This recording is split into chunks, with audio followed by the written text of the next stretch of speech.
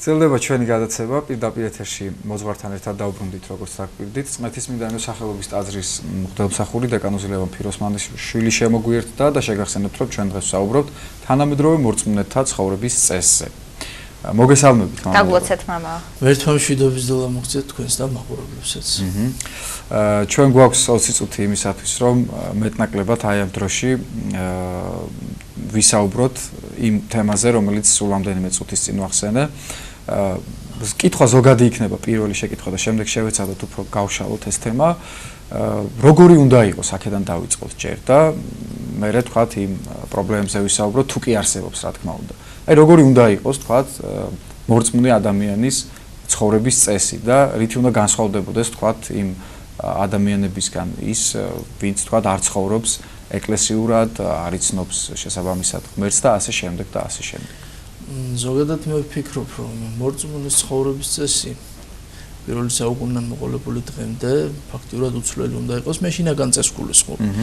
შენ შემთხვევაში ალბათ ფაქტიურად ჩემი სათქმელი გამოაწინა სტუმრობის შეხვედრის საუბრის გაგრძელება აქედან გამომდინარე, მაგრამ დავაფიქსირებ ესე მართალსახად, რომ ამ შემთხვევაში არანაირ გარეგნულ ნიშნებზე არ უნდა იყოს აქცენტი გაკეთებული, არამედ ის, რომ ცნება ქრისტესი ანუ ეს არის შინაგანი ცხოვრების წესი, ეს არ არის რაღაცა ცალსახად რაიმე კოდექსი, რომელსაც ადამიანი ვინმეს თვალში კეთილგანწყობის მოსაპოვებლად აღასრულებს და ასე ვთქვათ მოქალაქის კეთილსინდისიერი მოქალაქის სახელს პოულობს. ეს არის შინაგანი ცხოვრების წესი, ეს არის საკუთარი ცხოვრების გზის პოვნა. შესაბამისად, ეს არის გზა, რომელიც უცვლელია, მეთოდი და ამიტომ ადამიანის ცხოვრების წესი მორწმუნისა არ იცვლება, თუმცა ეს ყველაფერი შინაგანად გამოისახება მარტივად ვიტყვი მაცხოვრის სიტყვებს, როდესაც ამბობს ამგვარ რამეს, რომ როდესაც შენ მარხულობო, იცხე თავს პირსა შენსა ზეთი, დაიბანე და ნუეჩვენები, სხვათ მარხველად ნუეჩვენებია. და დაფარულში მოგაგოს ეციერმა მამამ. ყოველი მორწმუნის ცხოვრების წესი უნდა იყოს შინაგანი. თუმცა როგორც მაცხოვარი ამბობს, რომ სანთელს არავინ არ აანთებს და არავინ არ დადგავს მაგიდის საწოლის ქვეშ, ასევე ქალაქს არავინ არ დადგავს, ყველა ქალაქს ააშენებს მთის თავზე, რომ ყოველთვის თვალსაჩინოდ ჩანდეს, ასევე მორწმუნის ცხოვრება თავისთავად ბუნებრივად მისი შინაგანი სულიერი და მორალური კეთილ მოწესეობა თვალსაჩინო ბუნებრივად ხდება ადამიანთა ცხოვრებაში და სწორედ ეს უნდა აღვნიშნოთ, რომ საერთოდ ცნებაც აი შინაგან წესზე, როდესაც ვლაპარაკობთ, ეს ნიშნავს, რომ ქრისტეს ცნებები ჩვენ ცხოვრების წესში, ყოველდღიურობაში უნდა იყოს განხორციელებული, არა ცალსახად იმ პრიორიტეტის აღიარება, არა თქვათ იმის დაფიქსირება, რომ ვერწმუნებით და ის კარგია, არა ცალსახად აღსარებლობა და აღიარება, რომ ეს მართალია, მართებულია, არამედ იმ ყველაფრის სწორედ ამ აღიარებულის საკუთარ ცხოვრებაში გატარება. აი ამაში უნდა გამოიხატებოდეს და არა გარეგნულ წესებში, რომელიც სამწუხაროდ ხშირ შემთხვევაში მხოლოდ და მხოლოდ თვალსაჩინო რიტუალიზმით გამოიხატება და დავაფიქსირებ ისევ და ისევ ყველასათვის, რომ რიტუალიზმი არის თავისი შინაარსის დატვირთვის მქონე და ეს არის გარეგნული მოქმედება სულიერი შინაარსით ჩადებული. მაგრამ როდესაც გამოყოფ ხოლმე და აღვნიშნო, მინდა აღვნიშნო, რომ ხშირ შემთხვევაში ადამიანი თავის პრაქტიკაში სულიერ შინაარსს გამოაცლის, ან საერთოდ დასაწყისშივე თავიდანვე არ იცის ამ მოქმედებით რას და რატომ აღასრულებს. ამიტომ ვაფიქსირებ სიტყვა რიტუალიზმი და დღეს ხშირ შემთხვევაში მორწმუნეობა რიტუალიზმით, გარეგნული ნიშნებით გამოიხატება და არა მის სულში გამოხატული სათნოებებით, რომელიც ქრისტეს ცნებების განხორციელებაა. მამა ლევან, აი საინტერესოა ამ შემთხვევაში რამდენად დიდია მოძღვრის როლი. აი ვთქვათ, რა რჩევები უნდა მისცეს ვთქვათ მოძღვარმა, რომ აი ეს ვთქვათ პრობლემები მოაგვაროს მორწმუნემ და შეცვალოს თავისი ცხოვრების წესი. როგორ დაეხმაროს? ყოველთვის აქცენტი კეთდება ამაზე. ყოველთვის ჩემპირად პრაქტიკაში ამგვარია და საერთოდ ზოგადად ქრისტიანობის ცხოვრების წესი ესეთია, თუ კი გადავხედავთ ჩვენთვის თვალსაჩინო მამებს, საეკლესიო მოღვაწეებს, რომელთა ნაშრომები გვაქვს, ისინი ყოველთვის მაცხოვრის მსგავსად კიცხავენ გარეგნულ ნიშნებს, გარეგნულ მოქმედებს და მოუწოდებენ, რომ თითოეული მოქმედების არსს, შინაარსს, აზრს ჩაწვდნენ. უკვე აქ ამ შემთხვევაში ერთი საკითხია მსმენელზეა დამოკიდებული. ხლა ცალსახად რაიმე საკითხით თუნდაც ესე ვთქვათ, პრობლემა ვერ განვაზოგადებთ. არის მორწმუნე, რომელიც ამ ყველაფერს ითავისებს და იაზრებს, არის მორწმუნე, რომელიც ვერ ითავისებს. ხშირ შემთხვევაში ადამიანის მორწმუნეობა გამოიხატება საკუთარი თვალისთვის, საკუთარი გულისთვის სინდისის მოტყუები, თვალის დახუჭვა ხდება. ამ შემთხვევაში რა არის, რომ სინდისის ქეჯნა არის ისეთი მდგომარეობა, როდესაც ადამიანი ვეღარ უმკლავდება საკუთარი არასწორი, არამართებული მოქმედებების გამო, დგება შინაგანი განშის წინაშე, რასაც ვერ უძლებს და ამ შემთხვევაში ხშირად მოდის ეკლესიაში, რომ თავი გაინთავისუფლოს. ეს კარგი ნაბიჯი, ეს ზოგადად ყოველი ადამიანის მოწოდებაა. თუმცა პრობლემა რატომ გავაკეთე აქცენტი? პრობლემა რაში გამოიხატება, რომ ადამიანი როგორც კი დაიკმაყოფილებს სინდისს, დამშვიდდება, ასე ვთქვათ, თავის გადაწყვეტილებაში ღმერთს შეურიგდება, იგი დუნდება და ივიწყებს იმ ყველაფერს, რამაც ამ მდგომარეობამდე მიიყვანა და აი სწორედ ეს ხდება ხოლმე დამღუპელი, ანუ არაა რომ ადამიანი ცალსახად ჩათვლის, რომ გარეგნული მოქმედებით, არასიღრმისეული მოქმედებით, არა შინაგანად გააზრებულად საკუთარ თავზე მუშაობით, არამედ მომენტალური მოქმედებით, რაღაც დროის ერთი მონაკვეთის მოქმედებით, საკუთარ თავზე რაღაცა ნაწილობრივი შრომა გასწია, თუნდაც რა რომ რიტუალი გააკეთა, რომელიცაც თავი მოიტყუა, რომ მე ეს პრობლემა მოაგვარე, ჩემში ეს ყველაფერი მოიხსნა, პასუხისგებლობა მომეხსნა და ამით ამთავრებს თავის მოღვაწეობას. ეს არამართებულია, ყოველთვის უნდა ახსოვდეს ღმერთთან რატომ მოდის. შეიძლება პირველი ნაბიჯები ხაზრებული არ იყოს ყოველთვის, ყოველი ადამიანი ძირითადად მოდის ინსტინქტით, სულის კარნახით.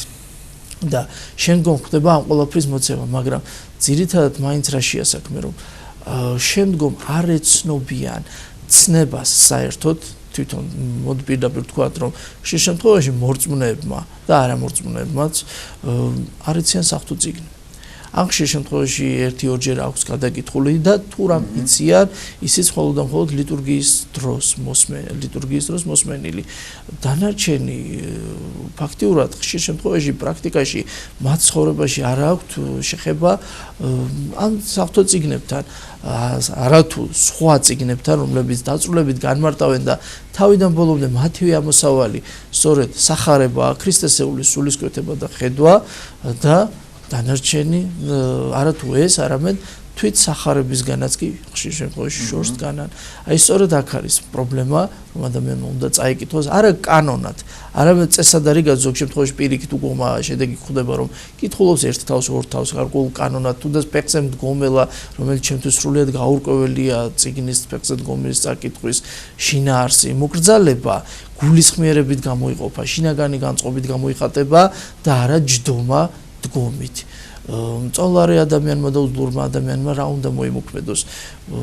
მაშ გამოდის რომ საერთოდ ან ლოცვაც უნდა მიატოვოს, ან წიგნის კითხვაც თუ წესკანონებზე ვისაუბრებთ.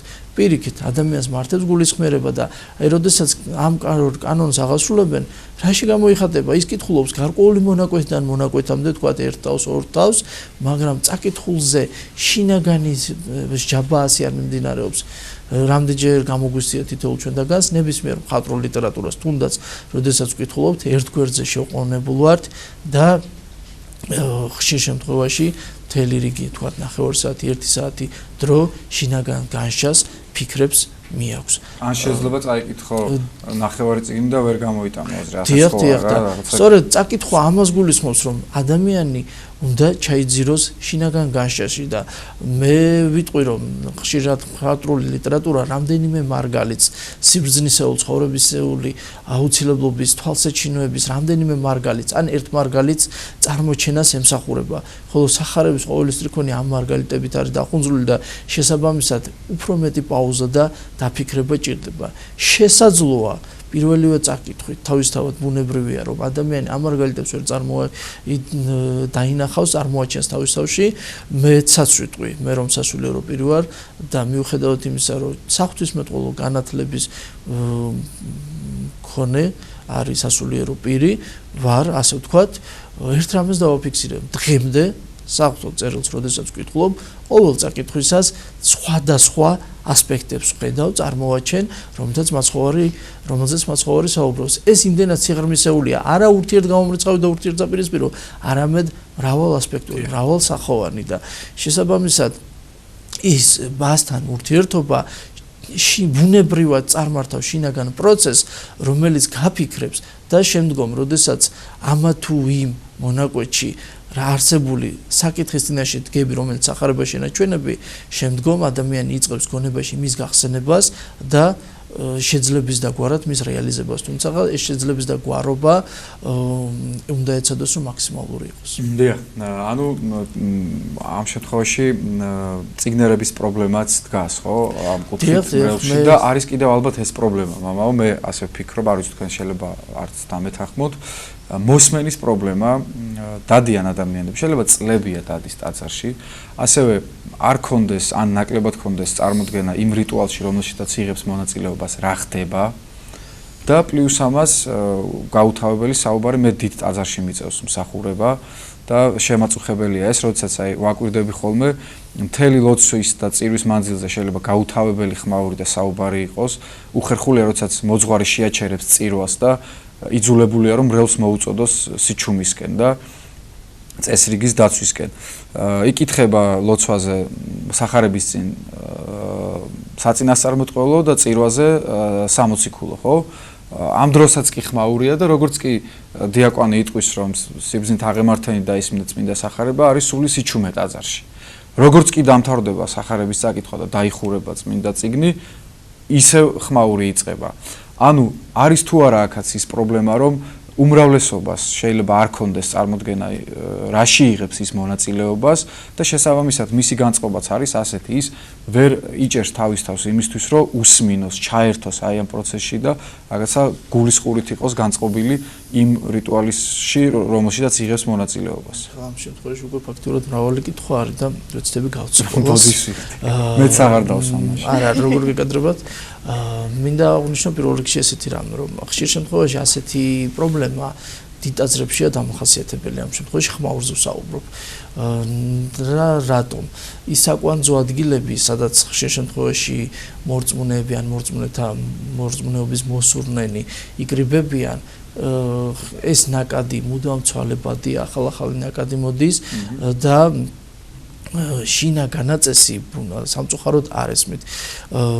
ეს გამართლება არ არის რომ არიციან, რადგანაც თუ გადავხედავთ უცხოეთს, მინდა აღვნიშნო რომ ნებისმიერ რელიგიურ მიმდინარეობას, აღსარებლობას რომ გადავხედოთ, საინტერესო რამ არის ფაქტორი, რომ არავის იმის ახსნა განმარტება არ ჭირდება თვით სინაგოგაშიც კი, სინაგოგაშიც, მეჩეთშიც კი, არა თუ სინაგოგაში, არც ერთ პროტესტანტულ, თქვათ, აღსარებლობაში, მიმდინარეობაში, არც კათოლიკურ სამყაროში ყველა იცის, რომ იქ არის მსახურება და შესაბამისად თავისი რწმენიდან გამომდინარე ისინი ღმერთთან მიდიან და მოკრძალება გააჩნია და მათ არანაირი განმარტება არ ჭირდებათ, რომ იქ მიმდინარეობს მათთვის სასიკეთო პროცესები.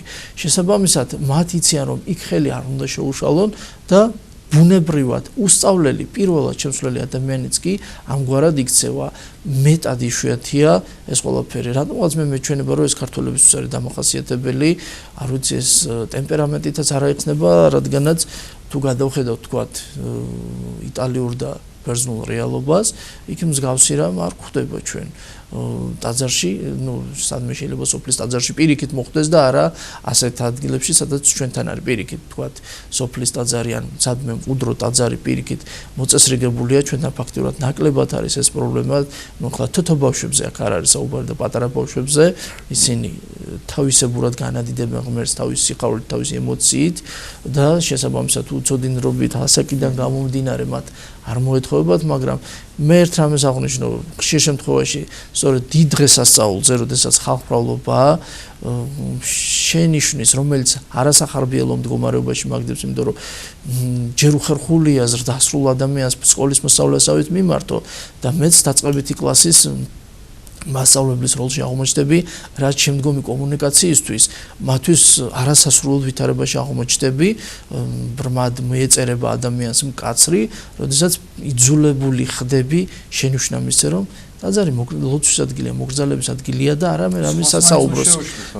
თუნდაც ახლა გავიხსენებ სერაფიმ ზაროველი ამბობს, რომ ღვთისმსახურებისას ტაძარში ისაუბრებთ და საერთოდ ტაძარში როდესაც საუბრობთ, ისაუბრებთ მხოლოდ და მხოლოდ საღვთო საქმეებზე. დანარჩენი ბაზარში ხონცი რა ღირდა დღეს. ჩემ პრაქტიკაში იყო რამდენჯერმე თვით სტიქაროსანსაც კი სენსორებიან ტელეფონი ეჭირა და მსახურების დროს ამითი ერთობოდა. ეს მეორე უკიდურესობა ან ადამიანი ასე ვთქვათ ეგრეთ წოდებული მესიჯობანას ეწევა, ეს დიდი პრობლემა არის. დაუბრუნდეთ უფრო მტკივნეულ საკითხს. ეს ელემენტარული კულტურის საკითხია, რომელიც ადამიანმა თავის გულში უნდა გადახედოს და ამ დროს დაფიქრდეს სად რა რისთვის არის, იმიტომ რომ ის იმ სერობაზე და ქორწილზეა მიწვეული და როგორც ქორწილში, საერო ქორწილში ღრიანცელი და უყურადღებობა უკულტურობის ნიშანია, აქ უფრო მეტად.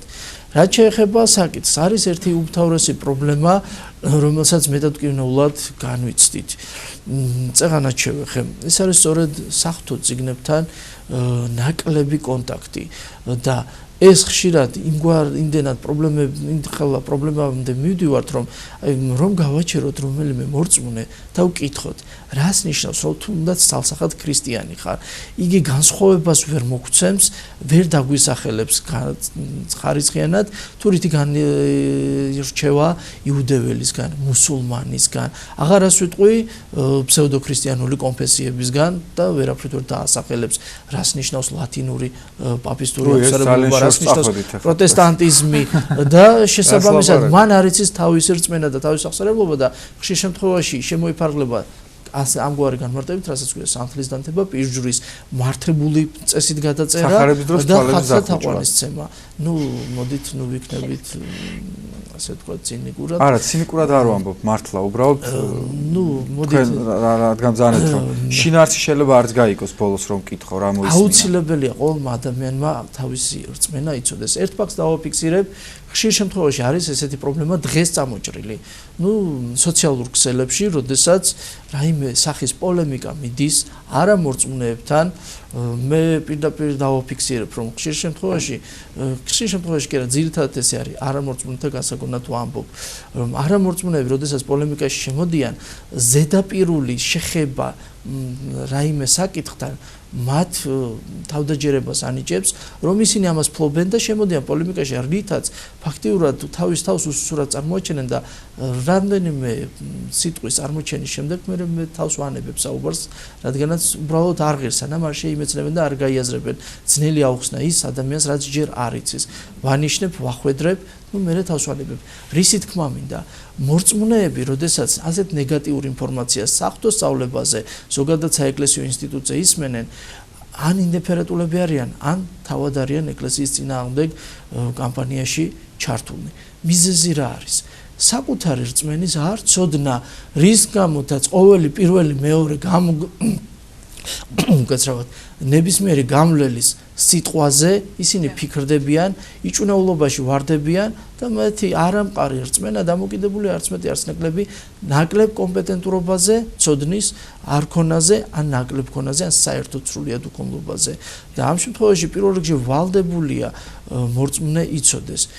თუ როგორ პირდაპირ დავაფიქსირებთ, რომ ეკლესია მოქმედებს თავის საგანმანათლებლო სიტყვით, მისიით, თქვათ, არა თუ ცალსახად ამბიონიდან, არამედ თქვათ, ტელევიზიით, წერილობითად, ლიტერატურით, ასევე არსებობს ინტერნეტ ჟურნალები და ხშირ შემთხვევაში მთელი რიგი სწავლებანი მოიცემა და ამით მოქმედებ და ეს წინასწარ არის ხოლმე, ხშირ შემთხვევაში ყოფილა ხოლმე, რომ ესა თუ ისწავლება არის და ნეგატიური განწყობილება კი რაღაც საკითხზე მერე იბადება და როდესაც ადამიანს პასუხი აქვს მასზე, შეეძლო რომ ინფორმაცია ქონებოდა და თავის თავში ჯანსაღი არცრი ქონებოდა, ამ შემთხვევაში ის პირიქით ამის უქონრობის, ამის უნახაობის გამო უცოდინრობით პირიქით ეკლესიის მოწინააღმდეგე როლში ვარდება. ყველაზე დიდი პრობლემა, რასაც მე ვაგვირდები ამ შემთხვევაში არის ისევ და ისევ უცოდინრობა და კარგი იქნება თუ ზოგადად წიგნთან და მით უმეტეს საღვთო წერილთან ახლოს იქნება ადამიანი. მორწმუნე ქრისტიანობა დავაფიქსირებ, ეს არის შემეცნებითი რელიგია და წეგან როდესაც აღნიშნეთ ეს შინაგანი ცხოვრების გზა არის და გააზრება შემეცნების და ცოდნის გარეშე არ არის ცალსახად ზოგიერთი რელიგია პირდაპირ ბამაღლა ვიტყვი მუსულმანობა ეს არის უციგნური რელიგია მარტივად ვიტყვი პირველი ის რომელსაც წარმოსთქვამს ასე ვთქვათ არ არის ღმერთი თვინიელ ალლაჰისა და მუჰამედია მისი მოციქული ორი პოსტულატი ეს ორი პოსტულატი ამ შემთხვევაში მეორე პოსტულატი მუჰამედია მის წინასწარმეტყველი განსაზღვრავს იმას რომ ბრმარწმენას მოთხოვს ყოველგვარი განშის გარეშე რწმენას მოსთხოვს ადამიანს ანუ რა რომ მუჰამედის ნებისმიერ წარმოთქმული სიტყვა ადამიანმა გბათ უნდა გაიაზროს თუ მეორე პოსტულატს მუსულმანი დაივიწყებს მერწმუნოთ რომ ის მუსულმანი აღარ უნდა იყოს და ჩვენი რწმენა კიდე აბსოლუტურად განსხვავდება სწორედ ამით შინაგანი რწმენა დამყარებულია ცოდნაზე